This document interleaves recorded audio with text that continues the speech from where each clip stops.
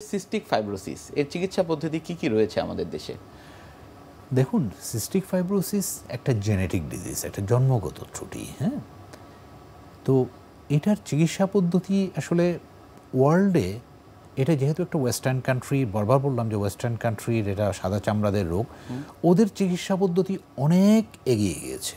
এখন cystic fibrosis বলা হয় অল্প কয়েকটা জেনেটিক ডিজিজের মধ্যে এই সিস্টিক ফাইব্রোসিস একটা ট্রিটেবল, এটা চিকিৎসাযোগ্য, কারণ নতুন নতুন অনেকগুলা ড্রাগ অলরেডি চলে এসছে। আনফর্চুনেটলি এগুলার কস্ট অনেক বেশি, সুতরাং আমাদের দেশে এগুলা সম্ভব না। কিন্তু আমরা কি করতে পারি?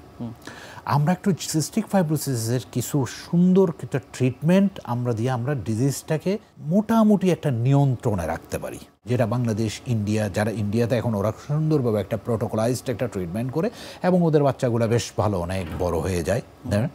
বারবার বলতেছি, এটা কিন্তু জেনেটিক ডিজিজ, এটা জন্মগত ত্রুটি, সুতরাং কেউ আশা করবে না যে এটা অ্যান্টিবায়োটিক দিলাম ভালো হয়ে যাবে, তা না। এই রোগটা যখন সিস্টিক ফাইব্রোসিস বলবে, মা বাবাকে খুবই সতর্কতার সহিত, খুবই সুন্দরভাবে এটার উপস্থাপনাটা তাদেরকে বোঝানোটা খুব এত বলতে হবে, তারা যেন হতাশ হয়ে না যায়। অর্থাৎ কাউন্সেলিংয়ের বিষয়টা অত্যন্ত গুরুত্বপূর্ণ। তারা যেন হতাশ হয়ে না যায়, হতাশ হয়ে সব ছেড়ে না যায়।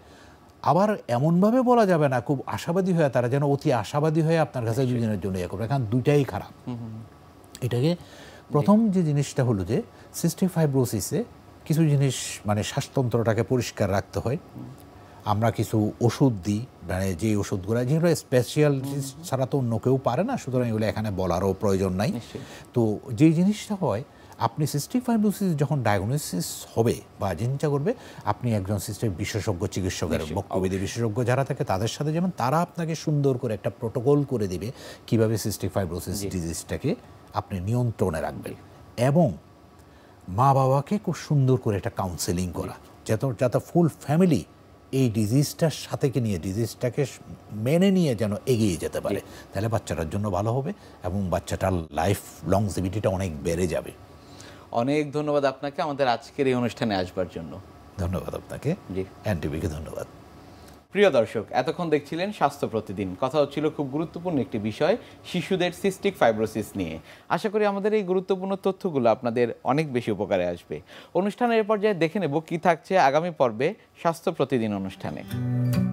সোরিয়াসিসটা একটা দীর্ঘমেয়াদী প্রদাহজনিত রোগ, তার মানে ইনফ্লামেশন। শরীরের বিভিন্ন অংশে এই রোগটা আসতে পারে। রোগটা যখন শুরু হয় তখন দেখা যায় যে গোলাকার চাকা চাকার মতন, রূপালী খুশকির মতন চামড়া উঠতে থাকে।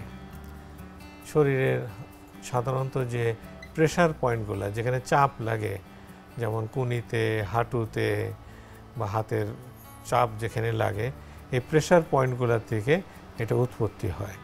বিশ্বের যে কোনো প্রান্ত থেকে যে কোনো সময় আপনাদের পছন্দের অনুষ্ঠান স্বাস্থ্য প্রতিদিন দেখতে ভিজিট করুন আমাদের পূর্ণাঙ্গ ওয়েব পোর্টাল www.ntvbd.com এ। এছাড়া এনটিভির সব জনপ্রিয় অনুষ্ঠান ও খবরের আপডেট পেতে ভিজিট করুন আমাদের ইউটিউব চ্যানেল ও ভেরিফাইড ফেসবুক পেজে। আজ এখানেই শেষ করছি, আগামীতে আবারও দেখা হবে। সে পর্যন্ত আপনারা সবাই ভালো থাকুন, সুস্থ থাকুন, এনটিভির সাথেই থাকুন। আল্লাহ হাফেজ।